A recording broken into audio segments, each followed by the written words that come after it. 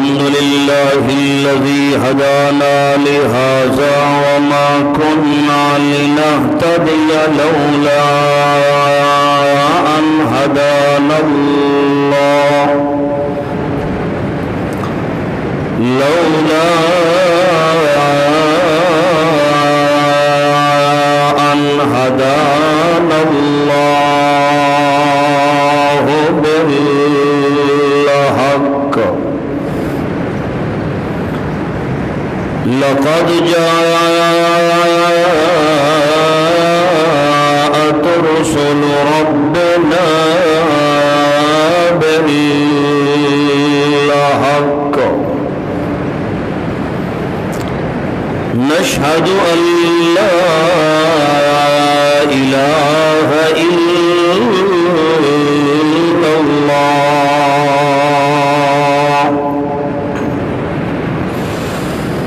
وحده لا شريك له في الورى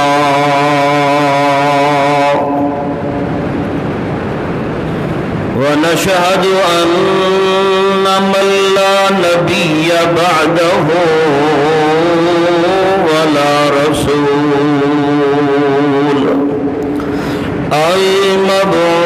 المبعوث إلى الأسود والأحمر أما بعد فأعوذ بالله من الشيطان الرجيم بسم الله الرحمن الرحيم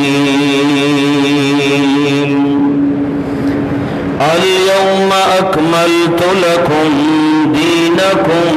وأتممت عليكم نعمتي ورضيت لكم الإسلام دينا سبحان ربك رب العزة عما يصفون وسلام على المرسلين والحمد لله رب العالمين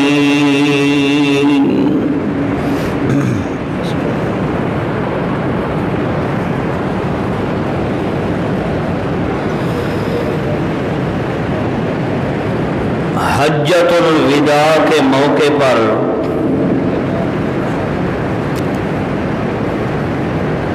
آپ صلی اللہ علیہ وسلم نے بیان فرمایا، خطبہ دیا۔ خطبہ حجۃ الوداع اس لیے کہا جاتا ہے کہ آپ صلی اللہ علیہ وسلم نے خود فرمایا تھا اپنی مقدس زبان سے کہ لعلی لا اراکم بعد عامی ھذا۔ حج کا موقع ہے، 1,44,000 صحابہ کرام کی نفری موجود تھی۔ اللہ کے رسول نے سب کے متعلق سب کے سامنے فرمایا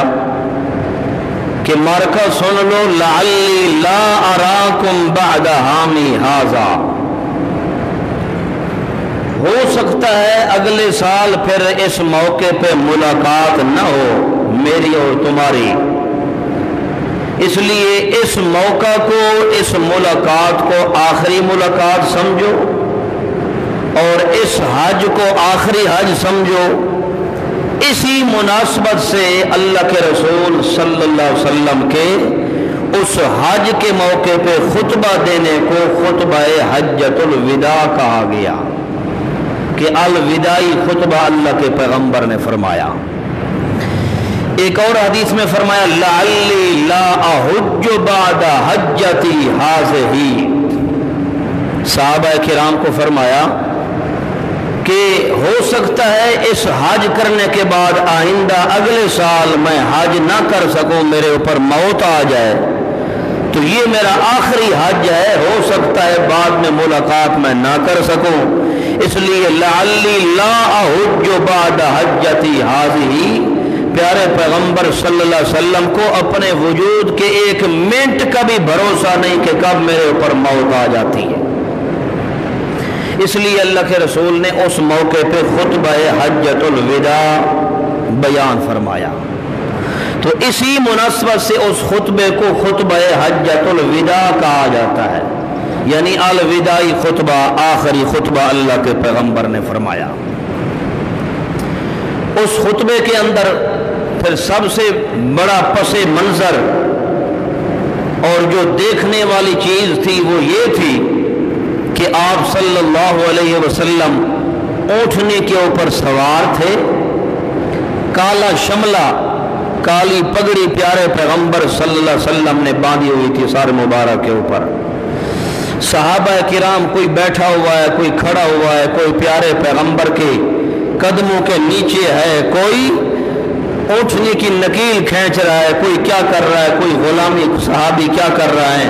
بہرحال سارے پیارے پیغمبر صلی اللہ علیہ وسلم کی بات بڑے توجہ اور دھیان سے سن رہے تھے۔ اللہ کے رسول نے اس موقع پہ فرمایا کہ دن قیامت کے اللہ اگر تم سے پوچھے میرے متعلق تو تم کیا اللہ کو جواب دو گے؟ صحابہ کرام نے کہا یا رسول اللہ صلی اللہ علیہ وسلم، ہم جواب دیں گے، ہم کہیں گے کہ حل بلغت و نصحت، آپ نے تبلیغ کرنے کا حق ادا فرما دیا ہے اور آپ نے وعظ و نصیحت اور قرآن بیان کرنے کا حق ادا فرما دیا ہے۔ ہم صحابہ کرام نے کہا یا رسول اللہ، دن قیامت کے ہم اللہ کے سامنے شہادت اور گواہی دیں گے کہ یا اللہ تیرے نبی نے ہمیں قرآن سنانے کا حق ادا کر دیا تھا۔ اللہ کے رسول صلی اللہ علیہ وسلم نے اسی وقت اپنی شہادت والی انگلی اوپر کی اور بلند کی، فرمایا اللہم اشہد، اللہم اشہد، اللہم اشہد۔ 3 مرتبہ اللہ کے پیغمبر نے فرمایا اللہ تو گواہ ہو جا، میں نے تیرے قرآن کو بیان کر دیا ہے، عوام مخلوق تک پہنچا دیا ہے، دین اسلام کے احکامات پہنچا دیے ہیں۔ اس وقت پیارے پیغمبر نے ایک انگلی کھڑی کر کے فرمایا اللہم اشہد۔ اللہ کے رسول صلی اللہ علیہ وسلم نے اس موقع پہ خطبہ حجۃ الوداع کے موقع پہ لمبا خطبہ ارشاد فرمایا، یعنی لمبا بیان فرمایا اللہ کے پیغمبر نے، اور اس میں کئی باتیں، کئی نصیحتیں فرمائی جو میں ساری باتیں اسی 15 منٹ میں بیان نہیں کر سکتا۔ چند باتیں ان میں سے جو اہم ہیں وہ میں آپ کو سناتا ہوں، چونکہ موقع ہے یہ حجۃ الوداع کے دن کا، اس لیے اسی مناسبت سے میں آپ کو پیارے پیغمبر صلی اللہ علیہ وسلم کے خطبہ حجۃ الوداع میں سے جو اہم باتیں تھیں وہ میں آپ کو سناتا ہوں۔ نبی علیہ الصلوۃ والسلام نے سب سے پہلے جو اہم باتیں تھیں، پہلی بات پیارے پیغمبر نے فرمائی الا یا ایھا الناس،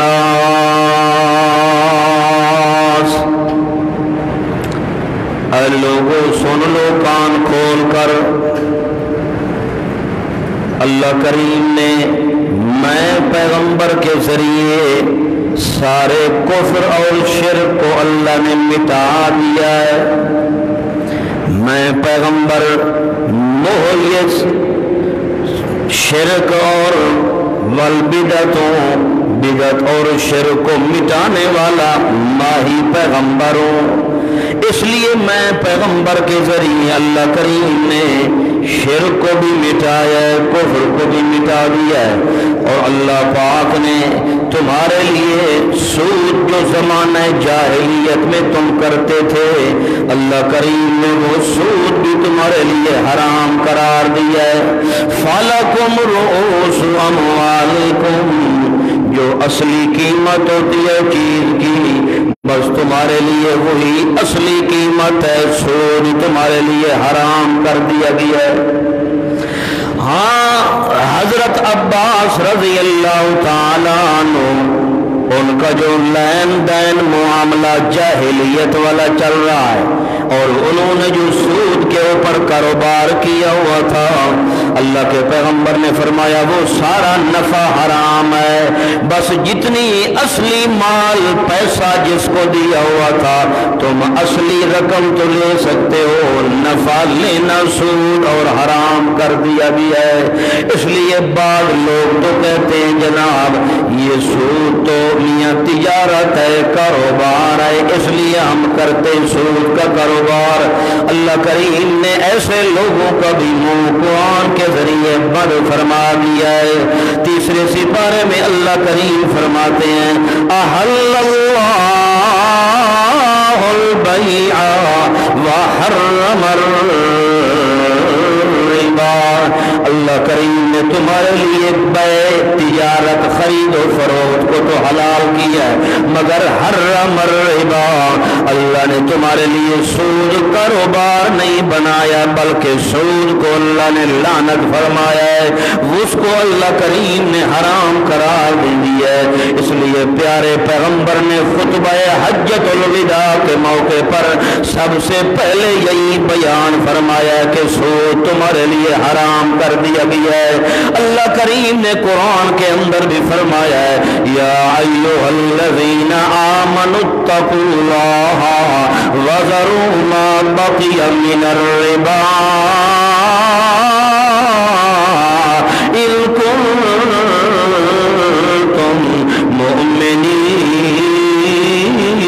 مؤمنین، او ایماندارو اتقوا اللہ،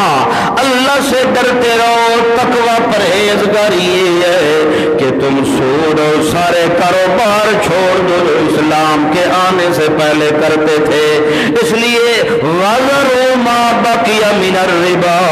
جو سود والے لین دین معاملے ہو چکے ہیں، سو چکے ہیں، اب آئندہ کے بعد خیال کرنا ہے جو معاملہ تمہارا سود والا کھڑا ہوا ہے اس کو آج ہی ختم کر دو، مکا دو، کیونکہ میں پیارا پیغمبر تمہارے لیے کفر و شرک اور سود جیسی لعنت کو مٹانے کے لیے آیا ہوں، بیان کرنے کے لیے آیا ہوں۔ اللہ کریم نے اس لیے فرما دیا ہے ان کنتم مؤمنین، ایمان دل میں رہنا پسند کرتے ہو تو سود جیسی لعنت کو تم آج ختم کر دو، ایمان تمہارے اندر آ جائے۔ یہ حجۃ الوداع کے موقع پہ اللہ کے پیغمبر نے ارشاد فرمایا قال النبی صلی اللہ علیہ وسلم، معلوم ہوتا ہے جو آج بھی سود کا کاروبار کرے اور کہے کہ یہ حلال ہے، تجارت ہے جی اور کاروبار ہے، ایسا سمجھو کہ اس نے پیارے پیغمبر کے فرمان کی لاج نہیں رکھی، اس نے پیارے پیغمبر صلی اللہ علیہ وسلم کی امتی ہونے کا حق نہیں ادا کیا۔ وہ کسی اور کھاتے میں تو لگ سکتا ہے مگر پیارے پیغمبر کا امتی نہیں ہوتا۔ قال النبی صلی اللہ علیہ وسلم یا ایھا الناس، او لوگو، انما انا بشر مثلکم، میں بھی تمہاری طرح کا انسان اور بشر ہوں، اس لیے میں پیغمبر تمہیں واضح کر کے کہہ رہا ہوں انا خاتم النبیین لا نبی بعدی، میں آخری نبی ہوں، میں آخری اللہ کا جوان نبی بن کر آیا ہوں، میرے بعد قیامت تک کوئی نبی آ سکتا نہیں ہے، نہ کوئی ذلی آ سکتا ہے، نہ کوئی بروسی آ سکتا ہے، نہ کوئی اور آ سکتا ہے، نہ کوئی چھوٹا بنا سکتا ہے۔ لا نبی بعدی، میرے بعد کوئی نبی نہیں ہے، میں انا خاتم النبیین،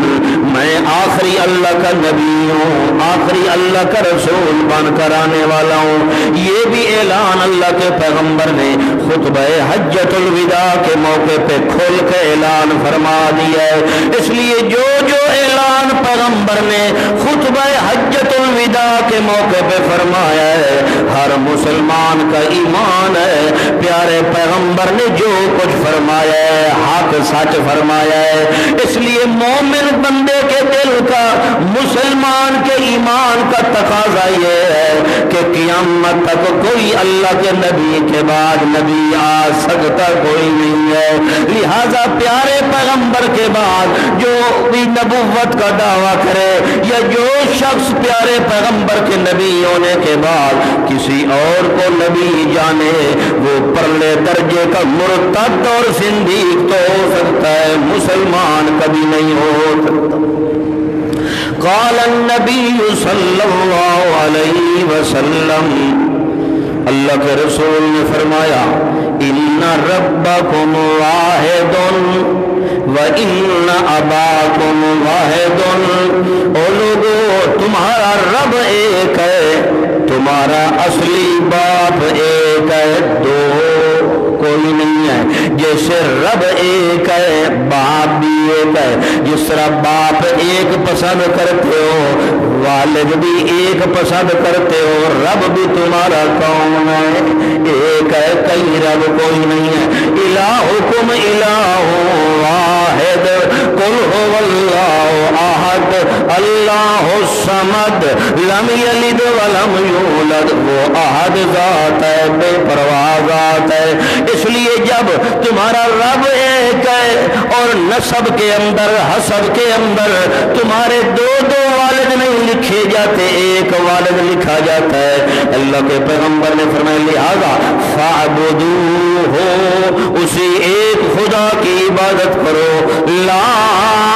تشرکوا باللہ شیئا، اللہ کے ساتھ کسی کو شریک مت کرنا، یہ کام کر کے عبادت خالص اللہ کی کرو، شرک نہیں کرنا، پیارے پیغمبر کی سنت پہ عمل کرنا ہے۔ اللہ کے رسول نے فرمایا تدخلوا الجنت، پھر یہ کام کر کے تم سیدھا اللہ کی طرف سے جنت کے اندر داخل ہو جاؤ گے۔ قال النبی صلی اللہ علیہ وسلم، اللہ کے پیغمبر نے فرمایا سن لو صحابہ کرام، یا ایھا الناس، اے لوگوں میں کھول کر اعلان کر رہا ہوں، اللہ کا آخری پیغمبر اور نبی بن کے آنے والا میں رسول اعلان کر رہا ہوں کہ سارے اسلام کے اندر لوگ برابر ہیں، کسی کو کوئی فضیلت حاصل نہیں ہے، کالے کو گورے پر نہیں، گورے کو کالے پر نہیں، عربی کو اجمی پر فضیلت نہیں، اور اسی طرح اجمی کو عربی پر کوئی فضیلت فوقیت نہیں ہے، سارے سواء فی الاسلام، اسلام کے اندر سارے برابر ہیں۔ پھر اللہ کے پیغمبر فرماتے ہیں تم سارے مسلمان مومنین انما المؤمنون اخوۃ، سارے آپس کے اندر بھائی بھائی ہو، کوئی مسلمان مسلمان کا دشمن ہو سکتا کوئی نہیں، کوئی مسلمان مسلمان کے خون کا پیاسی ہو سکتا کوئی نہیں، کوئی مسلمان مسلمان کے قتل کر سکتا کوئی نہیں، انما المؤمنون اخوۃ، اللہ کے پیغمبر نے فرمایا سارے آپس کے اندر مسلمان مومن بھائی ہو، اور اللہ کریم کا قرآن بھی یہی کہتا ہے انما المؤمنون اخوۃ فاصلحوا بین اخویکم، سورہ حجرات کے اندر بھی اللہ نے یہی اعلان فرمایا ہے سارے بھائی مومن ایماندار ہیں۔ اللہ کے پیغمبر نے فرمایا تم سارب کا خون ایک دوسرے کے اوپر ایسے حرام ہے جس طرح کہ اللہ کریم نے خنزیر اور سور کو تمہارے اوپر حرام کر دیا ہے، جس طرح اس کا استعمال کرنا حرام ہے، ایسے مومن بندہ مومن بندے کو قتل کرنا اس کے لیے حرام اور جرم ہے۔ من یقتل مؤمنا متعمدا فجزاؤہ جہنم خالدا فیہا، اور جو کوئی مومن بندہ بندے کو قتل کرے یا مومن بندے کے قتل کو حلال سمجھے، کوئی مسلمان کو قتل کرے یا مسلمان کے خون کو، مسلمان کے قتل کرنے کو کوئی حلال سمجھے۔ اللہ کے پیغمبر نے بھی فرمایا حجۃ الوداع کے موقع پہ، قرآن بھی کہتا ہے، اللہ کریم بھی فرماتے فَجَزَاؤُهُ جہنم، وہ پکا جہنمی تو ہو سکتا ہے، مسلمان کبھی نہیں ہو سکتا۔ قال النبی صلی اللہ علیہ وسلم لوگو ایھا الناس انی ترکت فیکم امرین لن تضلوا بعد کتاب اللہ و سنت رسولی۔ حجۃ الوداع کے موقع پہ اللہ کے پیغمبر نے فرمایا او لوگوں سن لو، میں پیغمبر پتہ نہیں زندہ رہوں یا نہ رہوں، میرے اوپر موت آ جائے پھر تمہارے ساتھ ملاقات ہو یا نہ ہو، اس لیے تمہاری ہدایت کے لیے اور تمہارے ایمان کی سلامتی کے لیے میں دو چیزیں چھوڑ کے جا رہا ہوں۔ توجہ کرنا، دو چیزیں چھوڑ کے جا رہا ہوں۔ ترکت فیکم امرین لن تضلوا بعد، یہ دو چیزیں ایسی ہیں اگر ان پر قائم رہو گے تو قیامت تک تم کبھی گمراہ نہیں ہو سکتے، قیامت تک تم کبھی اپنی پٹڑی سے نیچے نہیں اتر سکتے۔ کتاب اللہ و سنت رسول، ایک اللہ کا قرآن ہے، دوسرا پیارے پیغمبر کا فرمان ہے، ایک اللہ کے قرآن ہے، دوسرا پیارے پیغمبر کی سنت عادات ہے۔ اللہ کے پیغمبر نے خطبہ حجۃ الوداع کے موقع پر یہی اعلان فرمایا ہے، یوں نہیں کہا کہ صرف قرآن چھوڑ کے جا رہا ہوں، بات سمجھ آ رہی ہے؟ توجہ کرنا، یوں نہیں کہا کہ صرف اکیلا قرآن چھوڑ کے جا رہا ہوں، نہیں، حدیث بھی ساتھ ہے، اس لیے کہ اللہ کریم کے پیغمبر نے ان لوگوں کے منہ پر تماچا مارا ہے جو حدیث کو سرے سے مانتے کوئی نہیں ہے، جو حدیث کے منکر ہوتے ہیں۔ اللہ کے پیغمبر نے خود اپنی مبارک زبان سے فرمایا ہے، دو چیزیں میں تمہارے اندر چھوڑ کے جا رہا ہوں، کتاب اللہ و سنت رسول اللہ۔ اس لیے قرآن بھی چلے گا، ساتھ میں محمد رسول اللہ کا فرمان بھی چلتا ہے، قرآن بھی حق ہے، پیارے پیغمبر کا صحیح اور سچا فرمان بھی برحق ہے، قرآن مقدس کے ایک لفظ کا منکر بھی کافر ہے، اور پیغمبر صلی اللہ علیہ وسلم کی صحیح حدیث کے ایک لفظ کا منکر بھی دائرہ اسلام سے خارج ہے۔ اس لیے اللہ کے رسول نے یہ حجۃ الوداع کے موقع پہ اعلان کر کے فرمایا ہے، جب تک ان دونوں کو پکڑے رہو گے تم قیامت تک کبھی گمراہ نہیں ہو سکتے۔ لن تضلوا بعد، اللہ کے پیغمبر خود فرما رہے ہیں جب تک قرآن پر پکڑے رہو گے، حدیث کو قرآن کے پیچھے رکھو گے، حدیث بھی قرآن کے ساتھ چلے گی۔ اللہ کے پیغمبر نے فرمایا ان دونوں کے ساتھ رابطہ اور تعلق قائم رہنے کی وجہ سے پھر تمہارے اوپر موت تو آ سکتی ہے، مرنے تک تم کبھی گمراہ اور ذلیل قطع نہیں ہو سکتے۔ اس لیے اللہ کے قرآن کو جفا مارنے والا، پیارے پیغمبر کی سنت پہ عمل کرنے والا،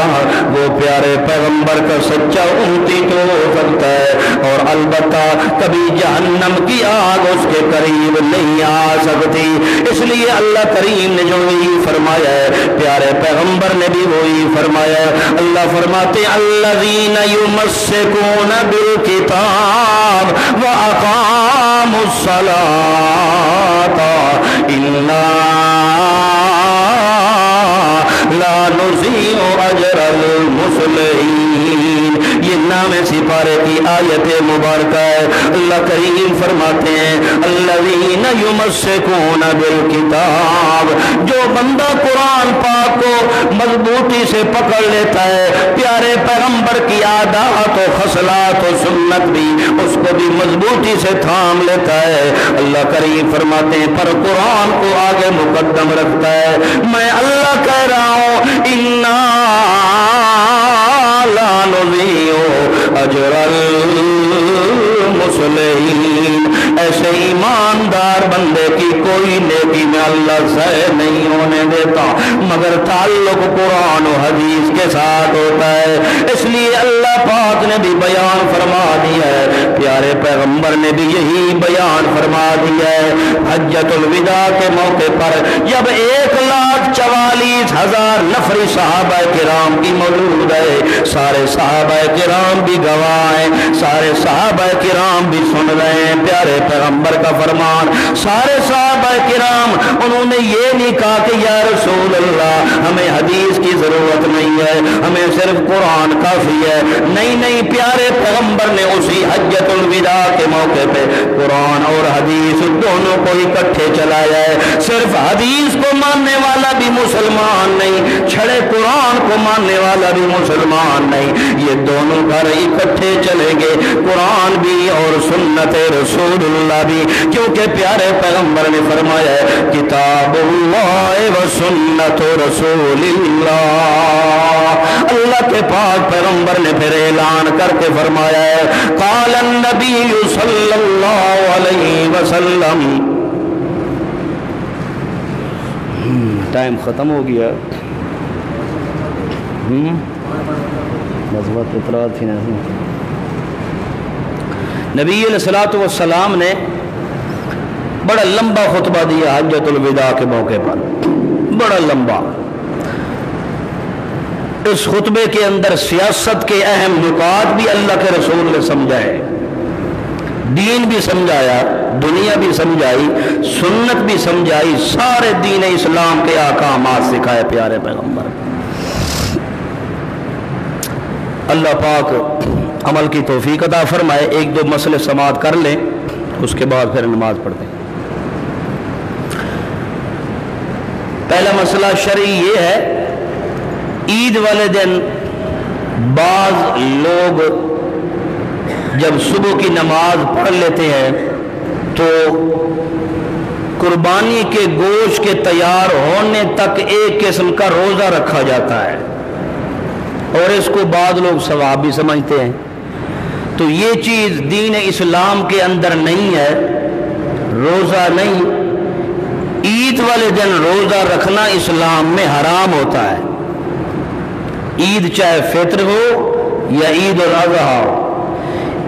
ईद का दिन अल्लाह ताला की मेहमान नवाजी का दिन है। ये मुसलमान मुवहिद मेहमान होता है अल्लाह ताला का। तो मेहमान रोज़ा रख के मेज़बान के पास जाए तो मेज़बान कहेगा यहाँ तो करने क्या आया है। तो ईद वाले दिन रोज़ा रखना इस्लाम में क्या है, बोलो, हराम है। अलबत्ता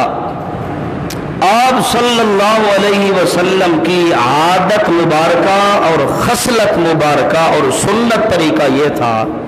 कि अल्लाह के रसूल सल्लल्लाहु अलैहि वसल्लम ईद वाले दिन नमाज से पहले कोई चीज़ भी खा लेते थे,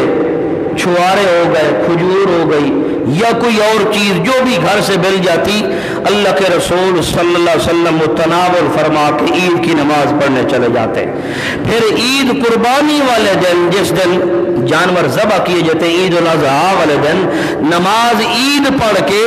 आप सल्लम रुके रहते खाना खाने से, इस नीयत से कि चूँकि कुर्बानी के जानवर का गोश्त होता है बड़ा बरकत वाला,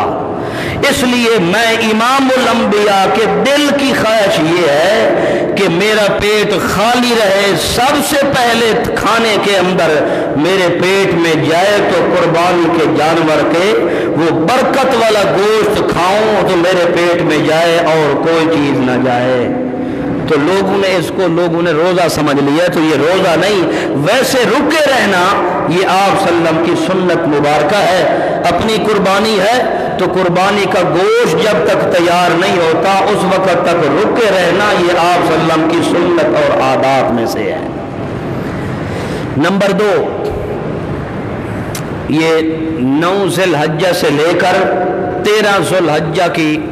نماز عصر تک یہ بلند آواز سے تکبیریں پڑھنی ہیں۔ اللہ اکبر لا الہ الا اللہ واللہ اکبر وللہ الحمد۔ یہ 9 ذی الحجہ کی صبح کی نماز سے لے کر 13 ذی الحجہ کی نماز عصر تک مرد و عورت پر ایک مرتبہ پڑھنا واجب ہے، لیکن یہ خیال کرنا ہے کہ عورت پاکی کے ایام میں پڑھے گی، پلیتی کے ایام میں عورت کا یہ تکبیر پڑھنا جائز نہیں ہے۔ نمبر 3، عید والے دن جب آپ نماز پڑھنے آئیں گے، عید کی اس مسجد میں آئیں یا آپ جہاں کہیں بھی نماز پڑھنے عیدگاہ میں جاتے ہیں تو راستہ تبدیل کر کے جانا یہ آپ صلی اللہ علیہ وسلم کی سنت میں سے ہے۔ حضرت جابر رضی اللہ عنہ صحابی رسول صلی اللہ علیہ وسلم خود شاہد ہے، گواہ ہے کہ اللہ کے رسول اذا کان یوم عید خالف الطریق، جب عید کا دن ہوتا تو اللہ کے رسول راستہ تبدیل فرما کے جاتے۔ اس لیے تبدیل فرماتے کہ یہ جو نماز عید پڑھنے والا بندہ مسلمان مومن گھر سے آیا ہے تو یہ زمین کے جس حصے پہ اپنے قدم رکھتا جائے گا دن قیامت کے وہی زمین کا حصہ شہادت اور گواہی دے گا کہ یا اللہ اس بندے نے میرے فلاں حصے پر اپنے قدم رکھ کے تیرے گھر میں نماز پڑھنے گیا تھا۔ تو راستہ تبدیل کرنا بھی آپ صلی اللہ علیہ وسلم کی سنت اور عادات میں سے ہے۔ اللہ عمل کی توفیق عطا فرمائے۔ انشاءاللہ زندگی باقی رہ گئی